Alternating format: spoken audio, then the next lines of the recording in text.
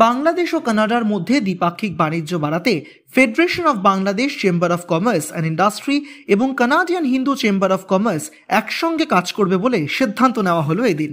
বৃহস্পতিবার শহরের একটি হোটেলে দেশের শীর্ষ বাণিজ্য সংস্থা এবং কানাডা হিন্দু চেম্বার অফ কমার্সের শীর্ষ পদাধিকারিকরা এই বিষয়ে একটি চুক্তি স্বাক্ষর করেন। বাংলাদেশে বিনিয়োগে আগ্রহী কানাডিয়ান বিনিয়োগকারীদের সব ধরনের সহায়তা দেবে এফবিসিসিআই, এমনই আশ্বাস দেওয়া হয়েছে তাদের তরফে। আর এই চুক্তি স্বাক্ষর অনুষ্ঠান উপলক্ষে একটি নৈশভোজের আয়োজন করা হয়েছিল সেদিন।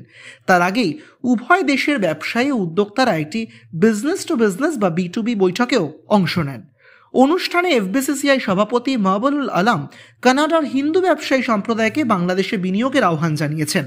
এদিনের এই অনুষ্ঠানে অন্যান্য অতিথিরা ছিলেন এফবিসিসিআই এর সিনিয়র সহসভাপতি মোহাম্মদ আমিন হেলালি, সহসভাপতি মোহাম্মদ খায়রুল হুদা চপল, মোহাম্মদ আনোয়ার সাদাত সরকার সহ ডক্টর যশোদা জীবন দেবনাথ ছিলেন, মোহাম্মদ মুনির হোসেন, এফবিসিসিআই পরিচালক বৃন্দ সহকারে ব্যবসায়ী বিশিষ্ট ব্যক্তিবর্গরা।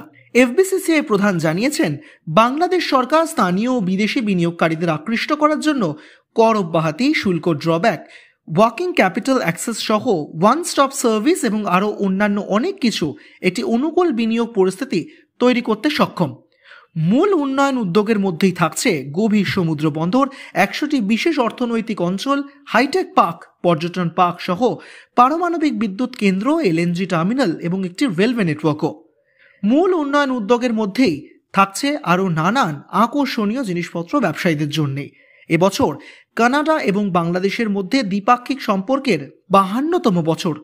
কানাডা বাংলাদেশের মূল উন্নয়ন অংশীদার হয়ে উঠেছে এবং WTOতে বাণিজ্য উদারীকরণ, আন্তর্জাতিক শান্তিরক্ষার জন্য সমর্থন এবং জাতিসংঘের সদস্যপদ সহ বহুপাক্ষিক স্বার্থ শেয়ার করা হচ্ছে বলেও জানানো হয় এদিন। ডক্টর যশোদা জীবন দেবনাথ জানান, কানাডায় বাংলাদেশের রফতানি সম্প্রসারণের বিশাল সুযোগ রয়েছে, যার মধ্যে রয়েছে বৈচিত্র্যময় পাট ও চামড়াজাত পণ্য, জুতো, ওষুধ পণ্য, প্লাস্টিক আসবাবপত্র সহ হোম টেক্সটাইল, সিরামিক পণ্য, লাইট ইঞ্জিনিয়ারিং এবং ইলেকট্রিক পণ্য রয়েছে।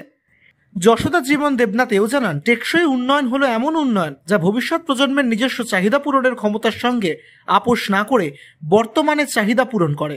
আর এর জন্যই আমরা নিরলসভাবে কাজ করে যাচ্ছি, যা কিনা 2031 সালের মধ্যেই হওয়ার সম্ভাবনা রয়েছে। না গিয়েছে উদ্যোক্তাদের বিশেষ অর্থনৈতিক অঞ্চল তৈরি করে দেওয়ার সঙ্গে সঙ্গে লজিস্টিক, নবনয়নযোগ্য জ্বালানি, বিমান চলাচল ও শিপিং, হাইটেক, RMG, বৈচিত্র্যময় পাট ও চামড়াজাত পণ্য, বাংলাদেশের পর্যটন খাতেও বিনিয়োগের জন্য আমন্ত্রণ জানানো হয়েছে। ডক্টর যশোদা জীবন দেবনাথ এও জানান, কানাডায় বাংলাদেশের রফতানি সম্প্রসারণের বিশাল সুযোগ থাকছে, আর তার মধ্যেই প্রধানমন্ত্রী শেখ হাসিনার দূরদর্শী নেতৃত্বে বাংলাদেশের অর্থনীতি অনেকটাই এগিয়ে গিয়েছে।